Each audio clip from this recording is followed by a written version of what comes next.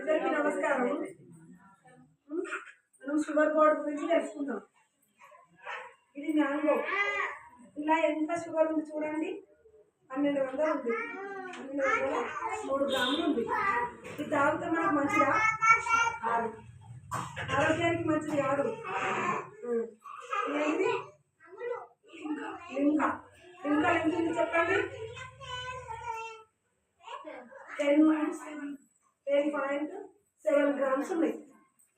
ఇది కూడా మంచిది కాదు. మన పిల్లలకు డ్యాన్స్లో పోయి ఏదో ఒకటి తయారవుతుంది. దీనికి బదులు మనం ఇంట్లో చేసుకున్నది నిమ్మకాయ రసము ఏదైనా దొరికింది పండ్ల లాంటిది తినేటారు కానీ తినదు.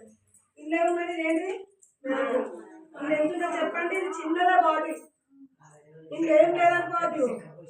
అది 10.7 గ్రామ్స్ ఉంది. అది కూడా పిల్లలకు మంచిది కాదు, మనకు కూడా మంచిది కాదు. ఇదేంటిది మనం గుడ్డే పిల్లలకు ప్రతి ఒక్కరం కొనిస్తాం. ఇక్కడ నుండి కొనియద్దు. దీనికి ఎంత ఉన్నది 10.8 గ్రామ్స్ ఉన్నది. ఓకేనా? ఎవ్వరు పిల్లలకైనా ఏడ్చినా కొనియద్దు, మన ఇంట్లో చేసినవే ఇవ్వాలి. ఇదేంటిది స్ప్రైట్. 9.8 ఉంది. ఇది కూడా తాగదు. ఇదేంటిది థమ్స్అప్. థమ్స్అప్ తాగితే మా పిల్లలు మంచిగా ఉంటారు, తేవాలే కంపల్సరీ. అది 20 రూపాయలే కదా అని చూడకండి ప్లీజ్. ఎంత ఉన్నది? 9.5. ఇదేంటి చెప్పండి. పలుకులు ఎంత ఉన్నది? 12 గ్రామ్స్. ఏది తాగకుండా మనం చుట్టాలు వచ్చినా కూడా నిమ్మకాయ రసం చేసి అది తాగద్దు. దాంట్లో షుగర్ లెవెల్ ఎక్కువ ఉంది. చేసిందే పోయండి. చుట్టాలు వచ్చిన